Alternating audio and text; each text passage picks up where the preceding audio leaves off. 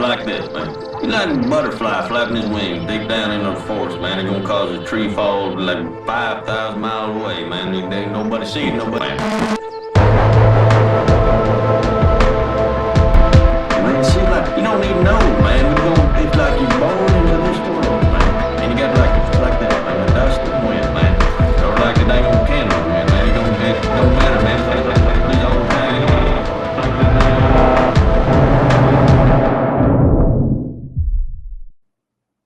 All right, Otto Hawker, welcome to the Jay Burden Show. How you doing, man?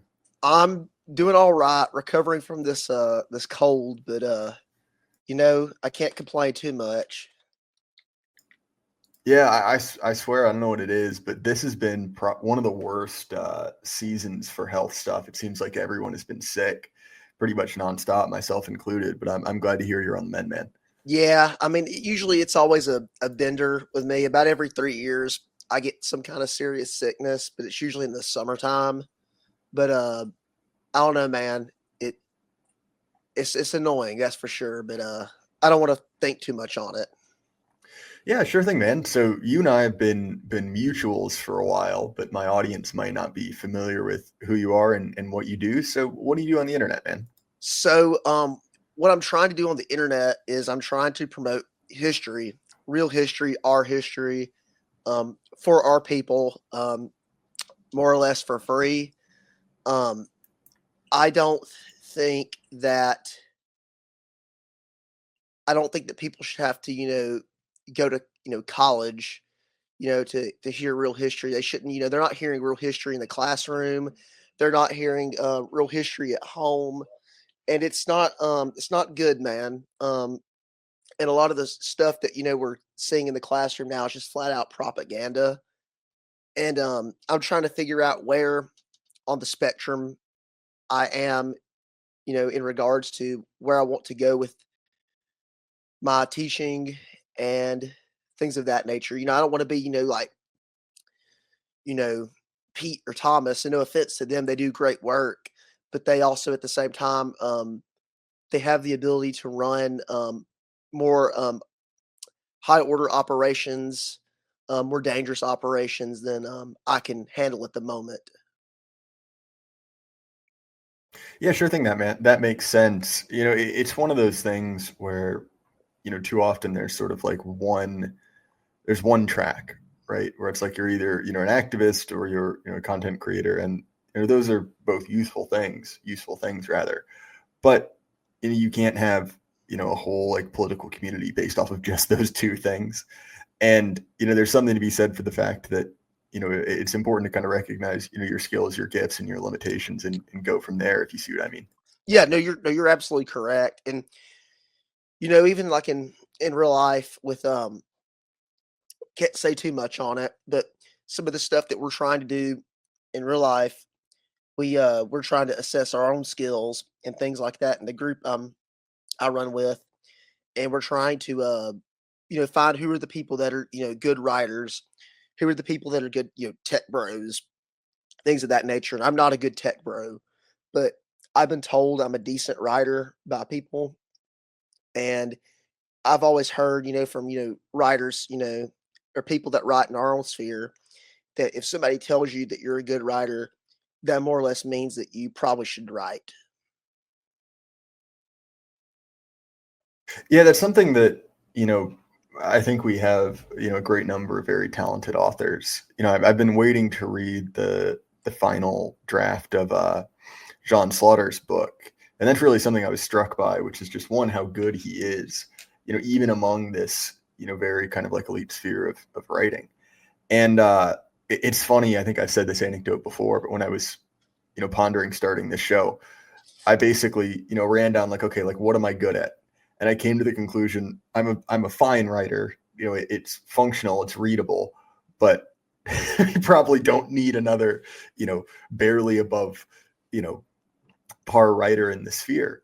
And I think that that's actually an interesting question, right? Because there are certainly things that give you eyes, right? That will give you, clout to a certain degree. And so obviously a lot of people want that, because there's a certain prestige associated with it. But I think it's probably an important thing to bring up, which is basically like, one, do we need another one? And two, how good are you? I haven't read much of your work, but from what I saw, it was very high quality. Oh, I appreciate that. Um, I mean, mainly right now, I'm kind of in a planning phase. Last year when I got started, I was uh I was really trying to hit the ball, running or hit my feet running on the ground, whatever the saying is. And I was trying to, publish Substack articles weekly. I was trying to you know, get YouTube content made like crazy. And I need to go back to that. But I had some, events happen in real life that kind of distracted me from it. And now, it's new year, new prerogative, new agenda. And I think it's time to really get back to work, per se. And that's what I'm hoping I can do with my channel. I'm hoping to some degree I can have the format that you have, but I want to make it history centric. Um, I want to, delve into, history of, the Southern United States, delve into, history of the Creek War. That's the big series that me and one of my mutuals have been in talks about for the last, since last summer. And that's about to come out in the next 2 weeks. We're about to have our first episode and hopefully, develop, more of an interest in the Deep South. I know in a lot of our sphere is very Virginia centric and nothing wrong with Virginia. It's part of the South. But, I've noticed that just in general, a lot of Southern thinkers and writers and historians, a lot of them haven't came out of the Deep South per se in the sense of Alabama. I mean, you have Faulkner in Mississippi, but I can't really think of one, person that is from Alabama that has, done a great service to our country, to our people, um, in that sense. When people think of Alabama, they basically think of, football, number one, and number two, like, Montgomery bus boycott and Rosa Parks. And that's not exactly what we want for the future of our state. Well, and that's one of the things that I've noticed about you guys out of Alabama, right? Is that you really do have a deep roster, obviously with the organizations you've started, but because of what you said, that there's not a lot of Alabama academics, right? The features of your state history are really obscured to most people, myself included. Like I knew an event called the Creek War happened, right, but really had no details until I met a guy at a conference who was from your state and talked to him for quite a while about it. And it's fascinating stuff, right? Kind of in the very early frontier of the nation. Yes, yes, it was. It was. At that time, the state was it was, lumped into a, I wouldn't call it maybe a bi-state territory called the Mississippi Territory.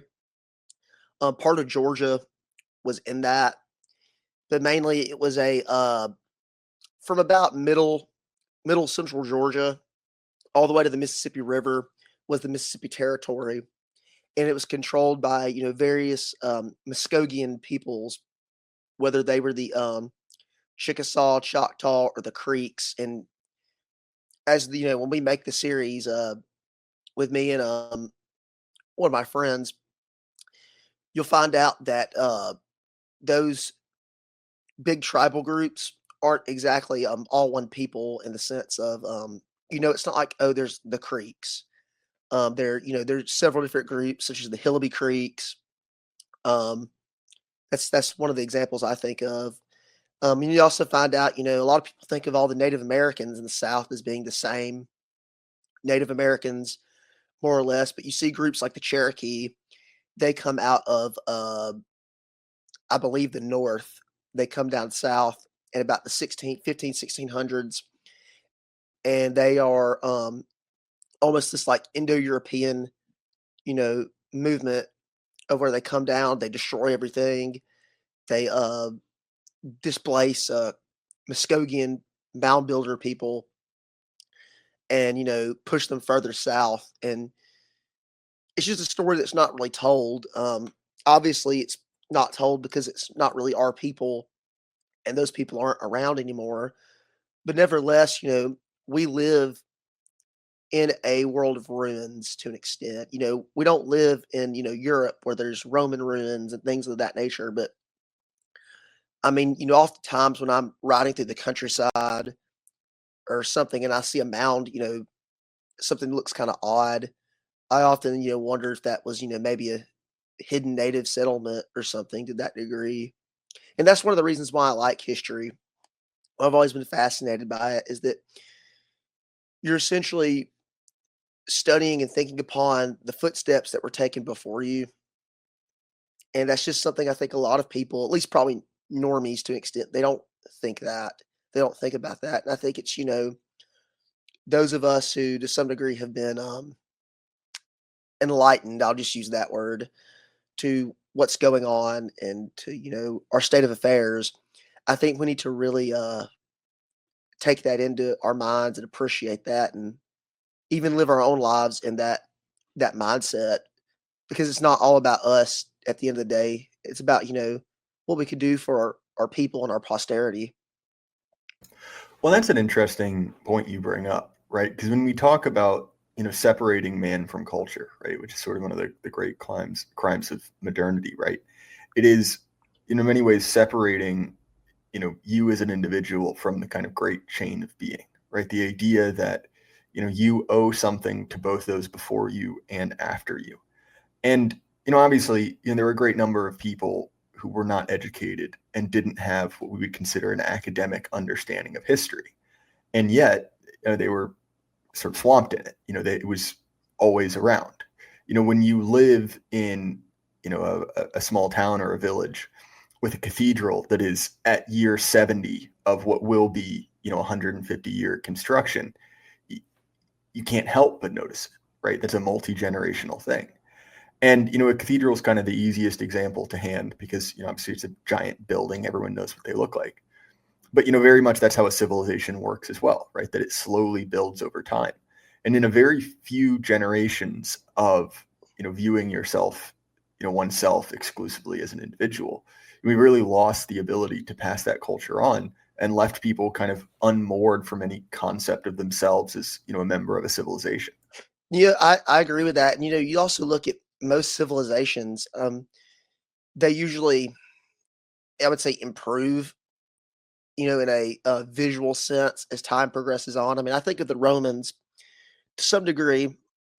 I know that, and I guess to, give layman terms history, the Romans, improve technologically as they progress. You could say that they, become more barbarian, the things like the toga go out of fashion. They start wearing Germanic clothes, things of that nature. That doesn't really matter in the, grand scheme of things to an extent. But where I was going with that is that, they're still building beautiful buildings and things like that. But, in our society, we are, we're going from, literal like cathedrals to just, square boxes for our churches. And that kind of shows that, people really do not care about beauty. They don't care about sacredness. They just, it's almost it's just a shame. I can't think of anything really higher or ideological at the moment to really, say about that, other than really it's just a shame. And maybe that's all we need. That's maybe all we need really to say on that. Yeah, it's one of those things where it seems very difficult to recapture, right? When something is organic, when something is, real, you almost don't even need to talk about it, right? It's just a part of you. But once it's gone, you're sort of stuck in this uncomfortable situation where it's like, well, how do you get it back? And, you sort of need to do a certain amount of LARPing, a certain amount of playing pretend to get back to it. And, it's one of those things that while you're doing it, you kind of realize that it's put upon. But the hope is, you can sort of recapture that. And, fast forward a generation or two, it's no longer, awkward. It's no longer sort of a play, something you're playing at. It's something real. And you actually see this in, how kids work, right? Obviously on an individual scale, kids will, play pretend like they're going to work. they'll dress up in their dad's clothes, and it's not real. It's not the same thing, but it's sort of a preparatory stage. Do you see what I'm getting at? Yes, no, I know what you mean. And, to a degree, I have to agree with you that, you do have to pretend to some degree. You do have to, I don't like to use the word LARP because I think if you're full on LARPing something, I think you're more or less falling into, weirdoism. Yes, I'll make up that word. But, to a degree, you do have to kind of, hold yourself to the etiquette of the past if we're trying to bring that to the future. But at the same time, you have to look forward. And I think in your Telegram channel yesterday, somebody was talking about that nobody's creating anything new, nobody's thinking new, and things of that nature, and that's a problem. And I think that thinking new thoughts, new ideas, new systems, they're inevitable. But it's not so much about oh, we got to always do those things. We just got to know what's true, what's right, what's good, and just put it into practice. Um, so that's kind of my 2 cents on that, I guess. Well, and so there are two things here, right? One, which is the current state of the dialogue, which I'll admit I've not enjoyed, particularly since the election. And I think really that's because we're in kind of a lull. There's not much really happening, and so we're sort of left kind of reading tea leaves, trying to figure out what's going on behind the scene, mixed with the fact that I think a lot of people are kind of trying to take credit for certain events. So there's just a good bit of infighting going on. But as regards like nothing new, being produced, that's sort of a criticism I take issue with, because fundamentally, we're not really in the business of innovation here, right? There are certainly new things that need to be done, in a technological standpoint. But fundamentally, what this is a realization that we as a civilization have strayed away from certain kind of founding core principles, right? Things that we understood that were common sense a generation or two ago that have been discarded. And so the idea is, well, why isn't something new coming? And it's like, well, my brother in Christ, what did you sign up for? Right? Like, this is not, this is not a progressive movement, at least in kind of the modern sense of that. Yeah, no, I'd have to definitely agree with you on that.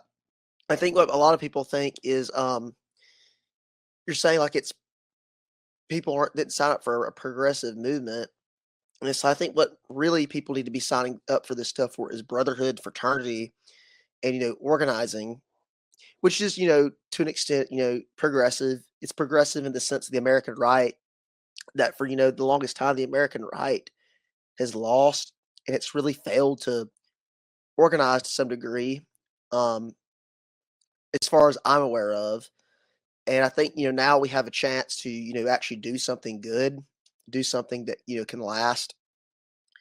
And you're talking about like the infighting, and yes, there's nothing going on really right now. And I do believe that does promote infighting, but at the same time, I think that infighting's always happened with this sphere and will happen because there's such a big personality clash of egos. I mean, not going to take sides on the matter exactly, but when you have like a Bat camp versus a Fuentes camp, those are two diamet.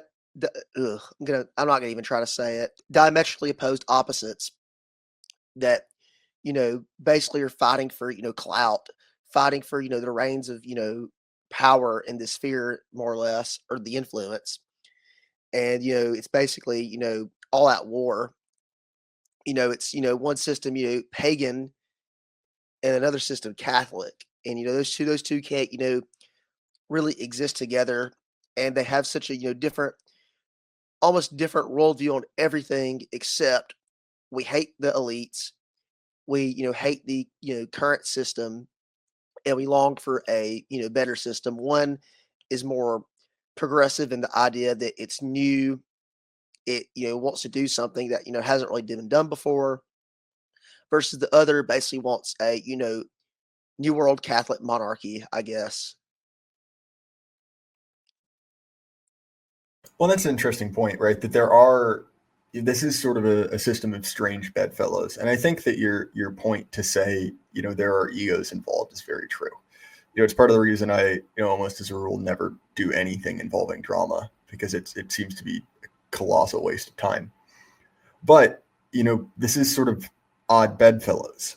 And we saw this in the recent uproar over Elon Musk and H-1B visas, where, Musk was part of the MAGA coalition. And, they had certain things in common. They were, anti, wokeness, anti certain parts of the progressive ideology. But he basically didn't realize to what degree, MAGA was different from Elon Musk, right? He's like, well, we voted together, we're the same thing. And then he steps out of line, right? He basically says, no, we want more H-1B visas. We need more immigration from these things. And, very quickly you see that coalition is not stable, because it's largely, negatively organized. Obviously there are certain positive things, but you see that on the broader radical right as well. That effectively, the one thing we all have in common is really not liking progressives.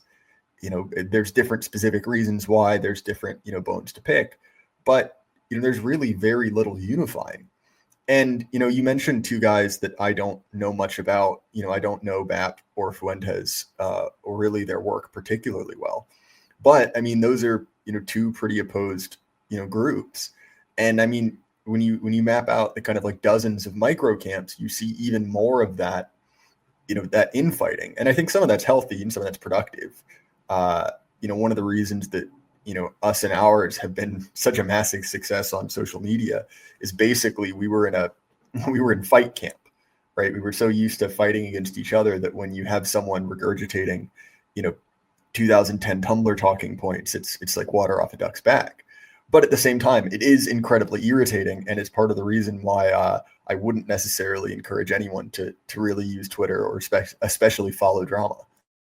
Oh no, that's a good point. And it's best to stay out of drama if possible. I mean, that goes for really anything. I mean, that's one of the reasons why I don't get involved in things like fantasy football. Drama is always going to come out of something like that. You sort of just have to always kind of map out, okay, who are the people involved in these things? Do they seem stable? Do they seem, like they're going to cause issues? And you just have to say, okay, is it worth taking the risk on getting on board with them? Because I know how they are as a character.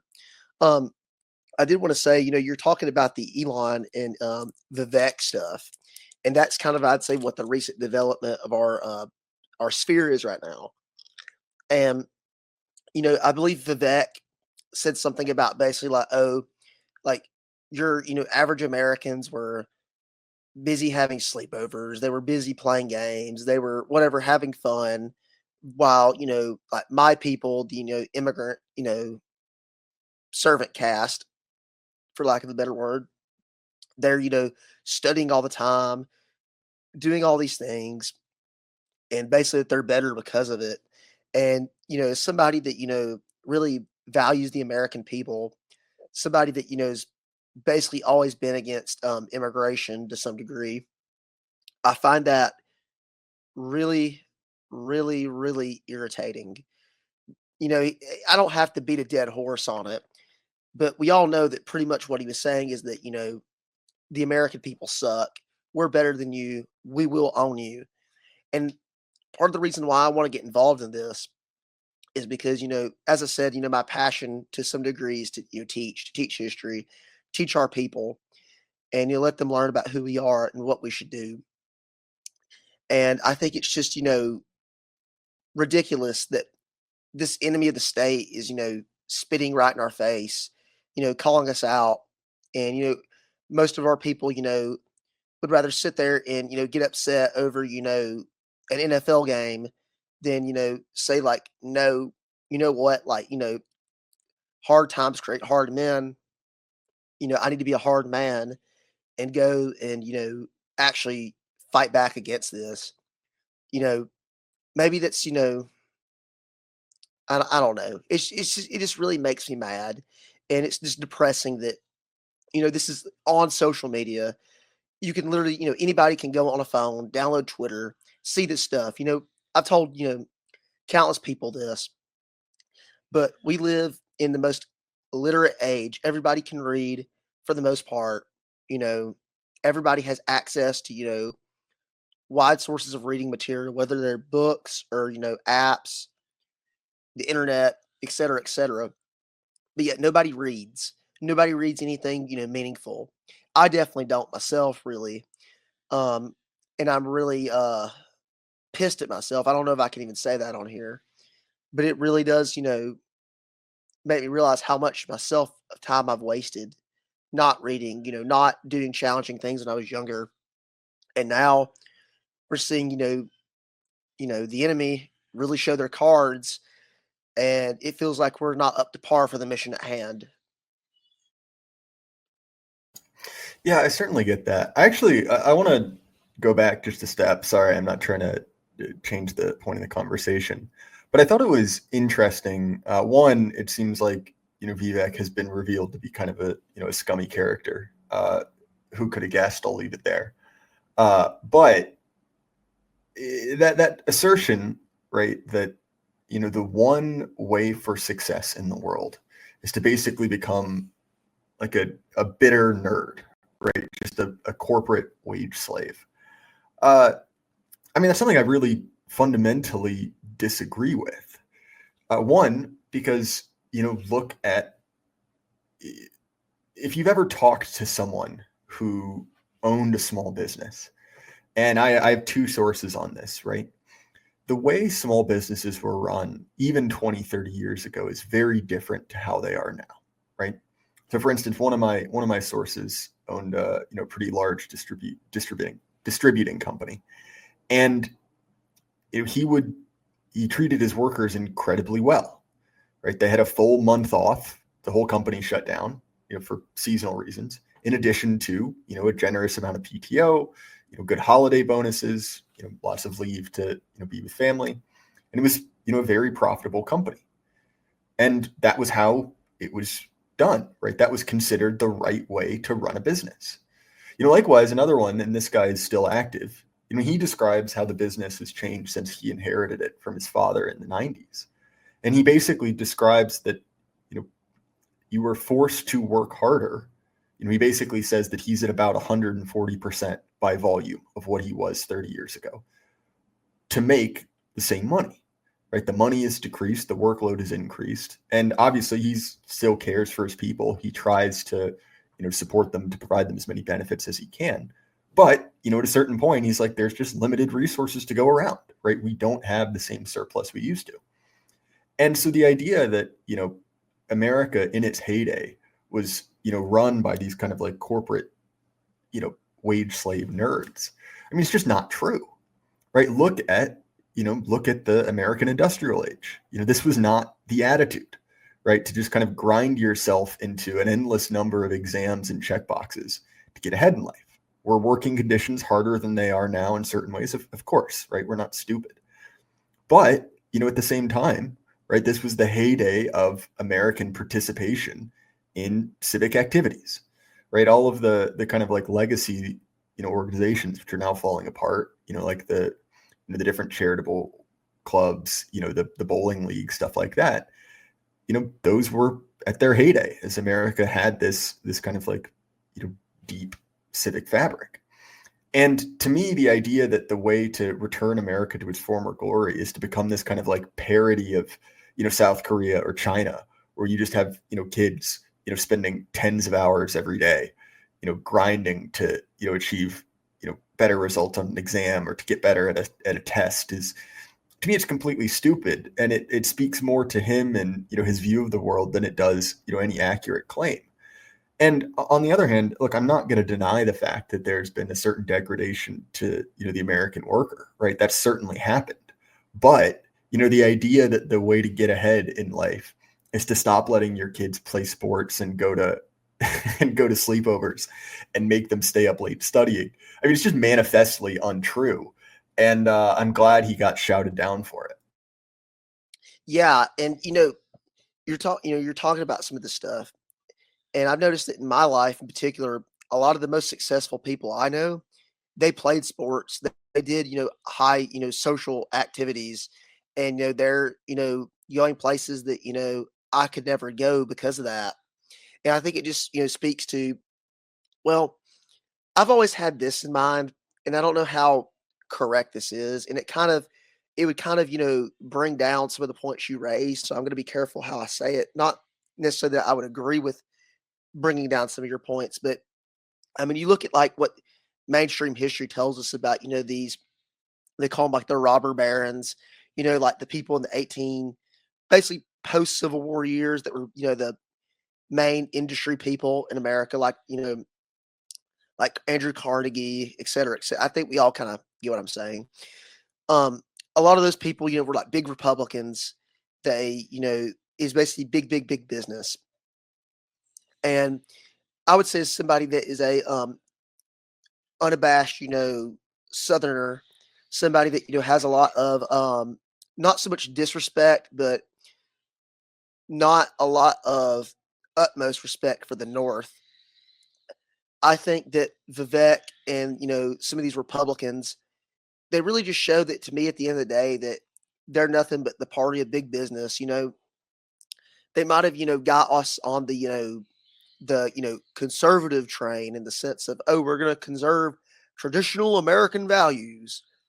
But, traditional American values, isn't hard work for the sake of hard work. It's hard work for the family, for the community, for the people, not, oh, hard work of I'm going to go work at, like the Hyundai factory and slave away, 70 hours a week so I can go back to my apartment and, basically, have, a relationship with my, ran through, girlfriend partner that I'll never marry because, I like just, going out to the bar. That's the sad reality of the modern world. That's what I would say the conservative people want out of us. They want us to be wages. They say things. You have people like Mike Rowe. They go on about, oh, you don't need to go to college. You need to go work a trade job. And I think for the vast majority of people, to some degree, probably something like that is true. But the thing about these people is, sure, it's fine to promote trades. It's, there's nothing wrong wanting to go and cut wood. But the problem I have is that these people basically are telling you every man should go away from, white collar work because, we don't need that. It's not American, essentially, is what they're saying. I'm not saying that's what they're literally saying, obviously. But the idea is basically, remove all men from white collar industry. We don't need any more lawyers. We don't need any more doctors. We just need more hard workers to go and, grind 70-hour work weeks and, dirty conditions, because America. I know I'm putting it kind of unprofessionally, but that's essentially what I hear when I hear people say this. And I think there are some reasons for that. I think number one, like all things now, everything's becoming a business. Everything's becoming industrialized. Everything's becoming commercialized. And I think it's the same with politics. And I think that a lot of the people that are what I'm going to call like Republican GOP material, the people on like Fox News, it's like basically, the more of sensitive young men we can kick out of this, this sphere or going into this line of work, the basically, the less competition we have, the less new ideas, are going to come about. Because, our people, if we're in that sphere, we're going to be challenging them. We're going to be saying things, thinking things, doing things that will take the country in a different direction. But I think these people, whether they really realize it or not, basically say, no, we're, comfortable. We're comfortable making whatever we make. We're comfortable in whatever system we have. They're blinded to the reality that this system cannot last. And they instead, are basically fighting tooth and nail for their own destruction. I'm kind of, to some degree, a little nervous. I'm trying to, No worries, man. I've never done something like this before, so I'm trying to. You're doing great. To think and stuff, and sometimes when one thing is said, and I think, oh, that's a good vein to go down, I lose it. It's harder than it looks, isn't it? It is. Yeah, I'd certainly remember this. first couple streams were definitely tough. Yeah, I think that actually there's a similar analogy that can be drawn between a society and then also the kind of political scene we find ourselves in, right? Which is like you can't build a society exclusively out of workers, right, of tradesmen, nor can you exclusively out of white collar workers. We're seeing that exact thing there. And so, naturally you have different, castes, different stations, and there's nothing wrong with that, right? That's how a civilization works. And obviously, anytime politics gets into it, class politics becomes something real. But I think that, this idea that, all men should do X or all men should do Y is, ultimately kind of misguided. So look, I've worked both in the trades and, as a white collar worker, right? And, there's certain benefits to both, right? If you're in a situation where you need money, I mean, you could do worse than the trades, right? There are a lot of positions which admittedly they're hard. They require hard work. They require a certain amount of dedication and training to them, where you can make good money. And if you're the kind of person who, money is your primary concern, right? Where it's like, hey, I need a cash flow. I need some kind of asset. I need some kind of business. Well, there's your shot, right? And there's also a certain amount of freedom that goes along with that, right? When you're running your own business, when you're doing your own thing, you don't have to worry about HR. But on the other end, right, if you are, academically gifted, if you're kind of an egghead, if you're not necessarily a shape rotator, it's probably not your best bet, right? It's probably not, a good option. And I think one of the things that really frustrates me is, there's there are two things that can be true at once, right? And that's a very difficult thing to express on the internet. It is both true that, men like you and I have been disadvantaged in certain ways, right? By certain government policies, by certain hiring policies. That is true. And also there is this, response to that, which is basically to just give up, become a NEET, say everything is, oh, it's impossible to fix. I'm waiting for someone to save me. That I just think is not helpful, right? You see the same thing with the incels and women, right? They're not wrong. The situation is bad from a certain perspective, but also it's like, well, what are you going to do about it? Are you just going to, sit on your hands and say, woe is me? Because this is not how our ancestors acted, right? They also faced, certain adversities. They were not the same, right? They were more physical, more direct, maybe more simple. But at the same time, right, you were, the descendant of survivors, right, who found their way through difficult times. And the idea of, well, this is a moderately uncomfortable situation, so I'm just going to give up is, I know it's sort of, it's not particularly becoming. I'll leave it at that. And when you look back at something, like the early colonial period, and the, kind of things like the Creek War, right?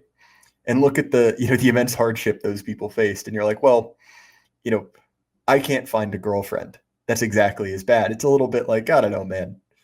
This seems like you're, I don't know, complaining a bit much. Do you see what I'm getting at there, Otto? No, I get exactly what you're saying. And I'm glad you mentioned that, because that kind of, I don't want to go too much about it because some specific people might think I'm talking about them. And, I don't want to, cut a man down, but I've heard a lot of people in particularly our sphere, they say things like, oh, like, we need to get like, these young elite dudes, get them out to our organization and all this stuff, yada, yada, yada.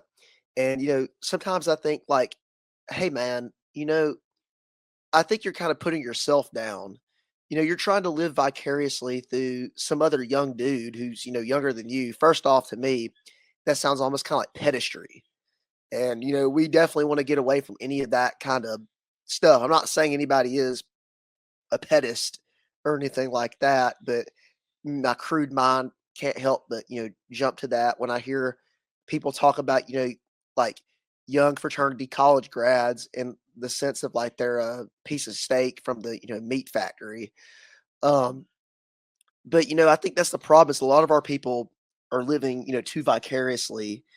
And I think we need to get them out. And that's one thing I would say that, at least me and I I don't know if he'd want me to say it, but John in particular, said stuff about that. in our sphere that a lot of people are actually they don't want to get involved in politics. And I mean, I know even in my personal life, I really don't want to run for office. I, you know, I have, if I have the time, I have aspirations to get involved locally to some degree, but I don't want to be a congressman. I don't want to be a senator. My background definitely would not make me suitable for that, or in the eyes of the voters, probably anyway. But I think too many of our people, as I said, are living vicariously. They don't realize that, our ancestors, they didn't say, oh, like, man, we need to find, some young men, young, wealthy men, and, settle this territory. No, they got what they could and they went out there and settled it. They did the work themselves. And, I think that's the thing a lot of our people are going to have to realize is that we can't just sit around and wait for young prospective elites to, come up, hopefully find out about us and go and, and do. Sometimes I think it's going to fall to us to actually do things. And I think a lot of people are going to have to realize that, they're going to have to do the heavy lifting. They're going to have to be the stormtroopers, and they may, theoretically have to, die doing this, for the service of the people and for the country.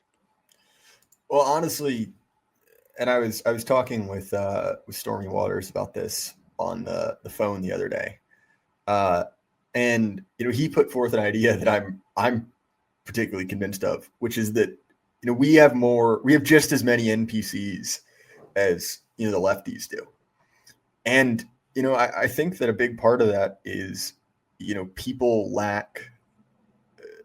they really lack the ability to project themselves into different circumstances past the most childish level, right?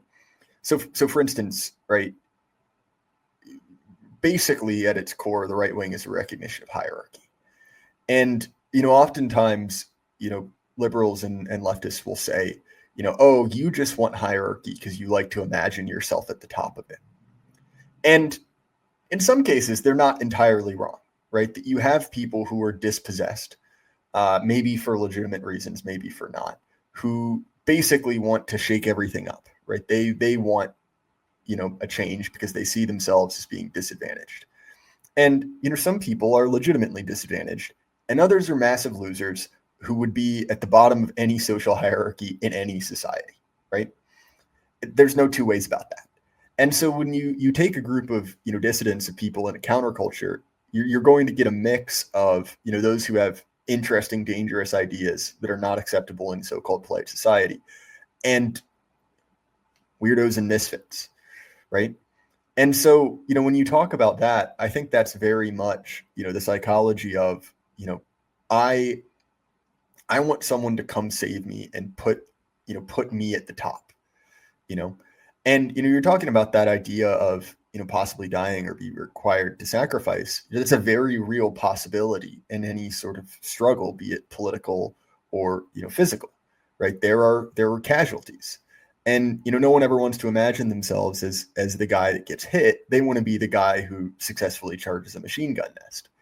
And I think that, a lot of that is born of, truly a lack of, an empathy, a lack of being able to imagine, how someone else thinks, both from the perspective of you are not the main character of the world, but also from the perspective of many of these people have incredibly childish ideas of what, an aristocrat, what someone who is elite does. And, I say this as someone who's not from that background, right?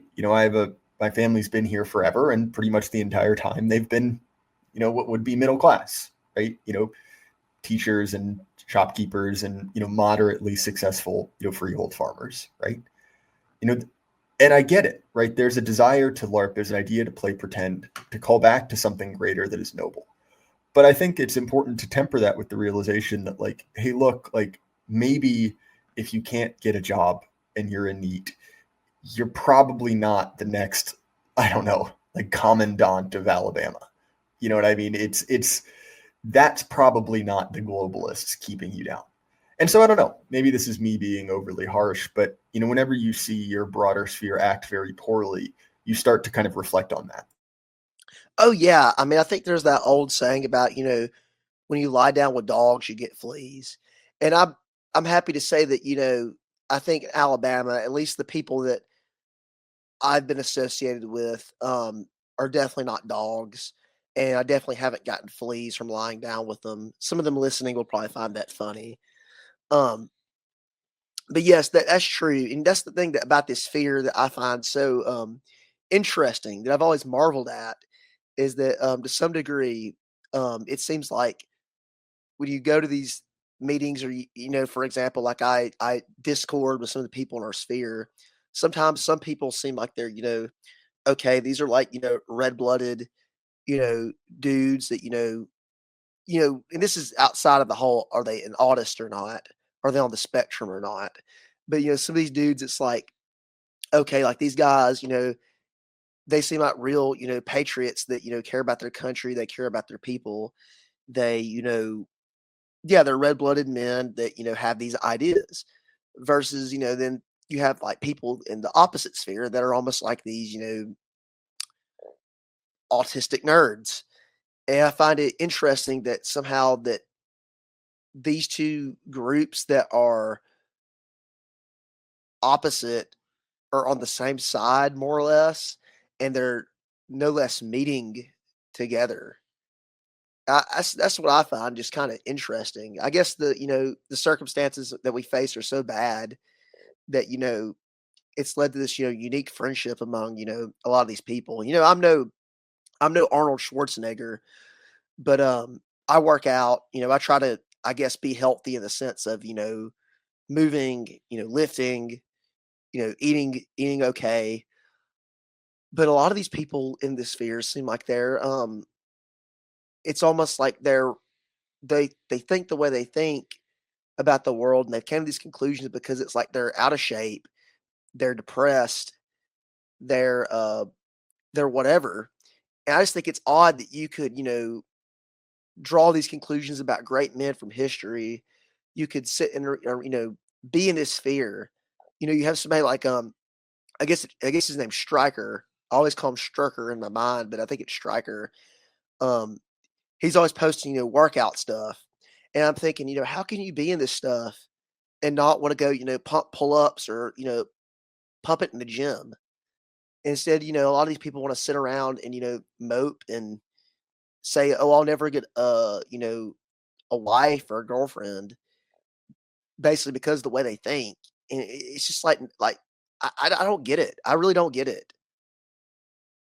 Well, it's like the classic old line, right? Like the best way to reason with a narcissist is to threaten to kill him.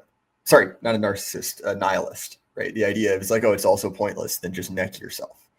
And again, like I said, I don't want to come across as overly, as overly harsh, right? I get it.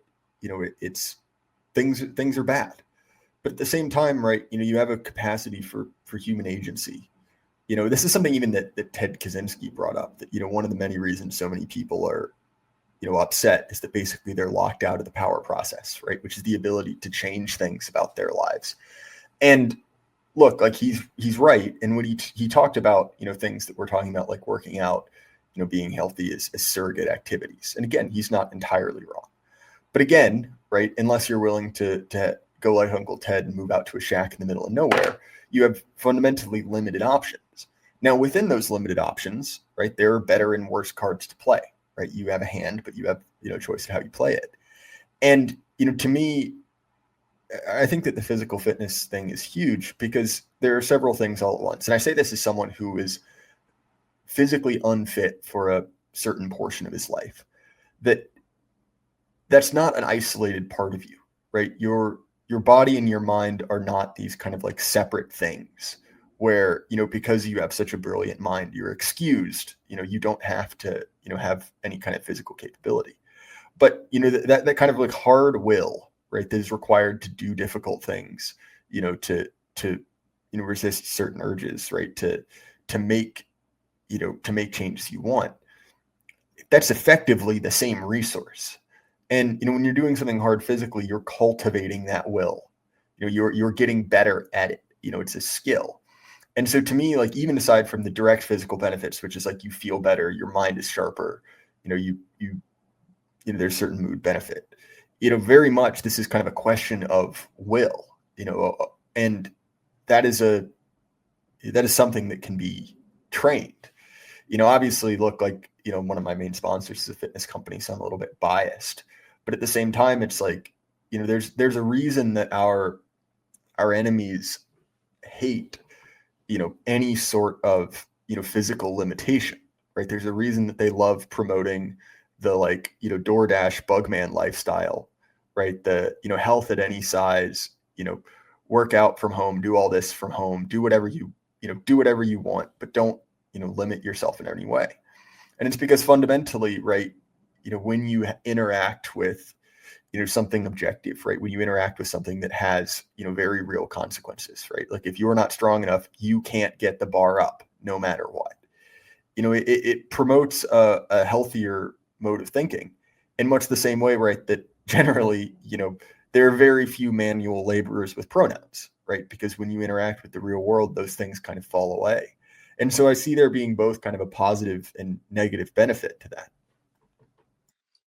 And I hope this adds to the conversation, but apparently I had a tweet, or I guess it was a reply today on Twitter, or I guess X. I call it Twitter still. I'm old school.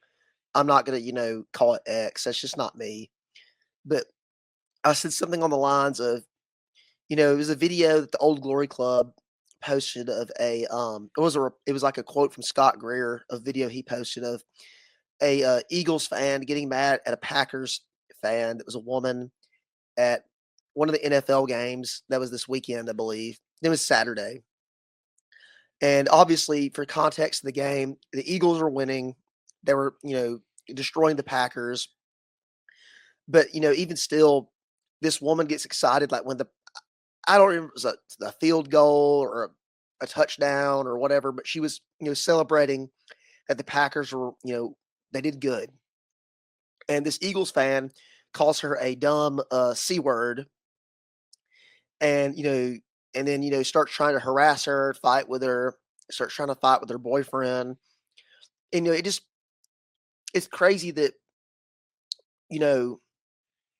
sports, the thing that is this, requires physical fitness, requires discipline, all these great things that the people that are so obsessed with it for the most part are more or less like weak and childish men. I can't watch somebody like Patrick Mahomes or Tom Brady and not sit there and think, man, like, I need to go work out like they do. It just encourages me to do it. And I think it's just weird that something like that would, people, it's like people living vicariously through these, these people, like their hero is this quarterback, this like Tom Brady figure, whatever. It's like, why can't you go be the hero to your, wife and kids by going and getting in shape and, going and, doing hard things. And on that note too, and I might be kind of, just rambling here, no coherent line to the end of it, but, out of a football stadium, I don't remember it was 10% or whatever, but I heard a statistic that basically only like 10% of the people can do a pull up or lift their own body weight. And I found out this weekend I can do both of them. Not going to go into how I found that out, but I think that's, just weird. I've said that a lot. I like to use the same terms a lot, but yeah, it's kind of beating the same old bush about. It's weird that you could be in this atmosphere of physical fitness, athleticism, and yet you just want to sit there and chug beers and eat as many wings as possible till you throw up. Yeah, no, I definitely know what you mean. There's a bizarre kind of I don't know, there's a bizarre kind of dissonance between, like, scientifically verified athletic excellence, right? Like, all these guys are basically walking science experiments. And then, the kind of like lumpen proles around them. But Otto, we are fast coming up on time. I really enjoyed this, man. If people want to find more of you and your work, what's the best way they can do that? So you can find me on Twitter at, I believe it's Otto Wilhelmsen. Yes, Otto Wilhelmsen. And it's the same on Substack too. As I said, I've taken a break from doing things, but now I'm trying to get the ball back rolling because that's what I need to do. And so I'm trying to, get more Substack stuff published. I'm going to be trying to, get more YouTube videos on the roll. As I said, we got a new YouTube series starting in 2 weeks. And also me and Peter Thistle are going to be finishing our Rhodesia series, concluding the war and, talking about the after effects of, the new state of Zimbabwe. You can also, find me on Telegram.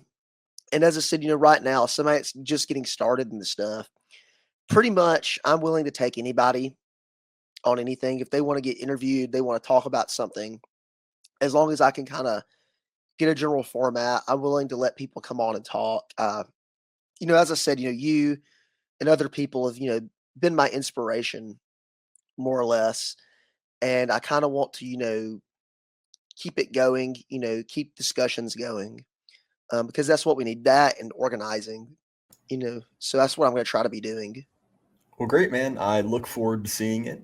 As far as my stuff, you can find the Jay Burden Show on Apple, Spotify, YouTube, anywhere you listen to podcasts.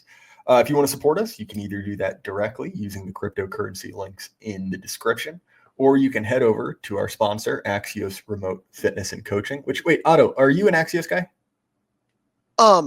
Not yet. I've had some talks with Stryker. He sent me some stuff. I just haven't signed up with it yet because. Oh, no worries, dude. I couldn't remember because the group chat has gotten so big that there's a guy with a profile picture very similar to you. Oh yeah, and I couldn't figure out if that was you or not. Well, but no worries, man. AI generating stuff is really, really good. Yeah, sure thing. Again, guys, I appreciate all the support. It's been a good couple months for the show. I appreciate Otto for coming out, and everyone at home, keep your head up. Life can't last forever. Good night.